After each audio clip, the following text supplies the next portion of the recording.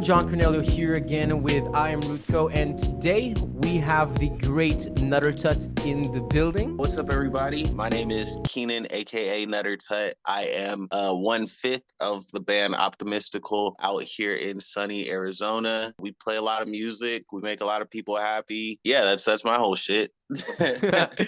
And Keenan is a songwriter, rapper, producer, and all of the above. You can find him everywhere in Phoenix, especially. Okay, Nutter Tut, so what's been your journey to music so far? So when I was a kid, I was just drawing all the time. I was convinced I was going to be a comic book artist. And somewhere through that, I realized that every time I sit down to draw, I have to have like some music like in my ear. When I was like in high school, like a sophomore, one of my homies was just like, yo, why don't we rap? And I was like, yo, why don't we rap? I don't know why we don't do that. So we all started rapping. And literally everybody in that school, because I went to like school in Surprise, Arizona, it was nothing but cornfields back when I was growing up out there. Everybody in that school either like did the hometown thing where you just like marry the person you went to high school with and you start raising kids like 3 blocks down the road, or started doing some super creative stuff. Everybody from that area is like a singer, rapper, designer, owns some type of art studio, is like a barber, like some cool shit. So yeah, I kind of got in where I fit in. Since sophomore year, I just focused on writing and really got my writing skill to like a really, really, really good place. I'd say even I'm going to toot my own horn here, is kind of phenomenal. I'm a really good writer. When I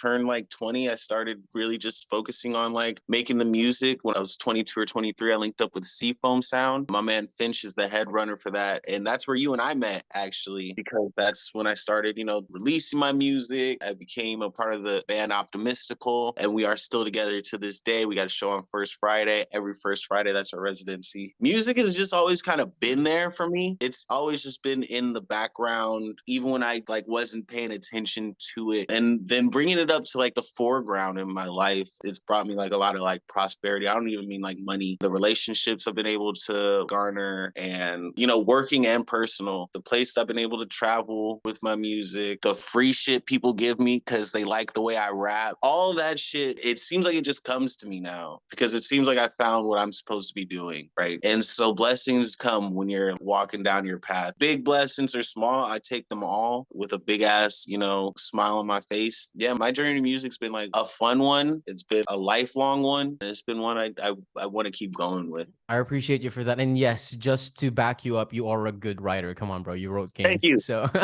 we've talked about your journey to music so far with Seafoam, Nutter Tut, your own brand, and Optimistical. What's been the greatest obstacle you've had to overcome so far?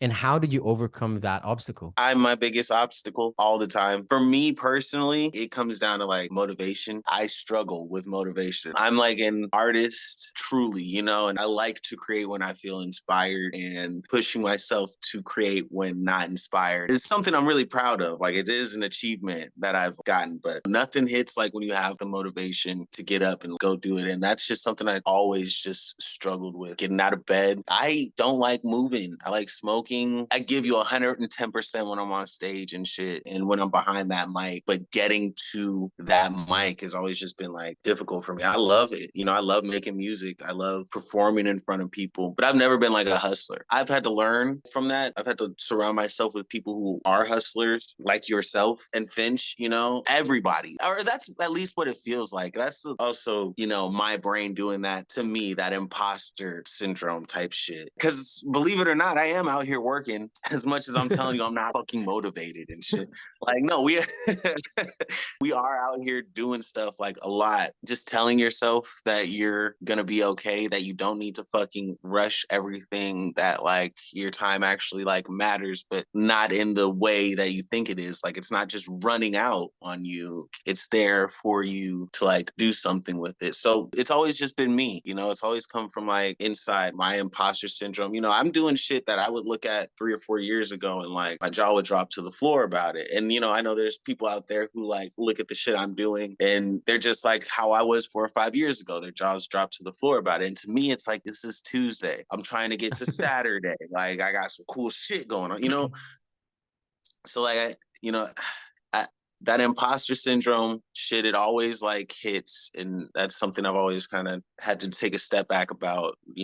My my not being a hustler has always been a thing I've felt I needed to remedy. Yeah, it's always just been me, you know, even down to like my voice on the mic, a lot different, or I come Yeah. with a lot of different tones and stuff because I hated how I sounded on the mic, and I needed to fix that. But without doing that, without spending that time in the studio, I wouldn't have been able to be the artist that I am. So yeah, my biggest obstacle is always me. I've never had too much of like a hater in the way, somebody trying to block my shine or anything like that. I'm very loose with my shine anyway. If you want some of it too, you can have some shine too. I mean, I guess I'm a Black man in America, so there's like some default barriers there as well. But just as far as like the music and the getting to where I'm at now, and what was the hardest part, the hardest part was me, and reconciling that I'm like good enough to be doing this, and that yes, sometimes I need to like shake my ass and get a move on so I can keep it up, you know? Yeah, what are the ways that you do to basically overcome your greatest obstacle yourself? I experiment with myself a lot, right? And I take like different approaches on shit. This last year or so, I've been trying to like really hunker in with my meditation and my reading and keeping my space clean. But like in the years prior, like when I was caught up, I just needed to sit down and draw something. You know, a few years prior to that, I needed to play an internet game like when Flash games were hot, you know?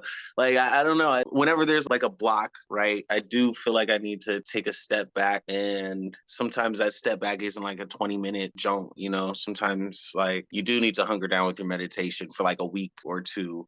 Um, or like you do need to like take a look around and positively affirm for yourself, like, damn, I made this shit, you know, like I'm doing this shit. The way you overcome your biggest obstacle, which is yourself, is by experimenting in what ways you can do that. And your Yeah, yeah, examples are meditation, gratitude, to, yeah. I I'm don't still know, growing. I cold don't showers know. apparently now. So Yeah, there's not one fix for me, right? It's like to get me motivated. Sometimes it just fucking happens. I'm just watching a music video and I'm like, oh my God, why didn't I make that shit? I should have made that shit. It was right there. There is no one solution. I always try to like mix it up. But I think the best way to like defeat me is for me to just get out of my own way and just do something different. That's not the goal, you know? Kind of resets your brain, kind of helps you just like remind yourself that there's other things. So yeah, I'll try to like meditate or read or fucking play a video game, watch a bunch of music videos. And that's what I'm doing now. You know, in 5 years, I don't know what's gonna motivate me. I could have a lot more money. I'll be like, damn, I'll need to go like jet ski right now in order to get that motivation. It could be anything. Don't be afraid to try shit to like boost your creative self. I think that's the thing, really. Drink more water.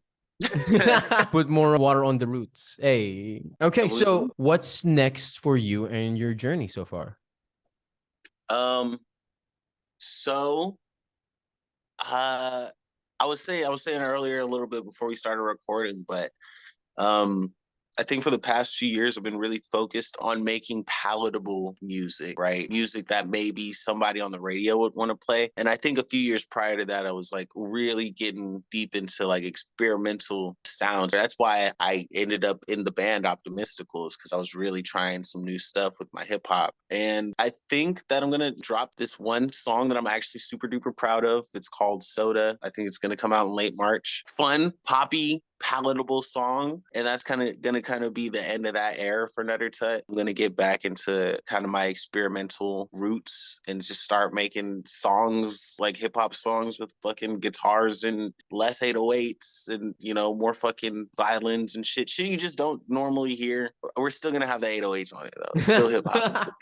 You know, Nutter Tut started as an ode to like old school hip hop anyway. So I'm definitely going back to my I am Ruko.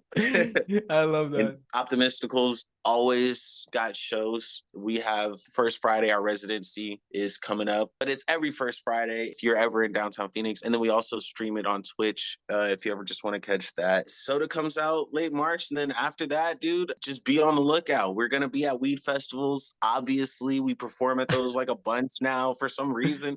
Yeah, so catch us out smoking some weed or possibly out at a show. And we'd love to see you all there too. Where can people follow and support you at? What are your social media handles so they know? Uh, yeah, you can follow at Nutter Tut. You just search Nutter Tut. It's on every platform: TikTok, Instagram, Spotify, SoundCloud. We're also on every streaming platform that's beyond Nutter Tut. It's also Optimistical. Optimistical is on all streaming platforms. And if you want to see us live, we are again at First Friday. But you can also just catch up with us on our IG. It's always just Optimistical or Optimistical Music. Just check that out right there. Twitch as well. The Twitch is Monsoon Room. Anytime we're doing a live show, we are more than likely streaming. So if you miss out, you can always catch us at Twitch TV/Monsoon Room. I am Ruko. Thanks for being in the city like that, bro. Being in the city deep. Thank you so much again, Nutter Tut, for taking the time to speak with me today and for having this interview with I Am Rootco. Again, my name is John Cornelio. You can find us at I Am Rootco and at the John Cornelio at Nutter Tut as well. Subscribe to our YouTube channel, follow us everywhere, and we'll see you for more.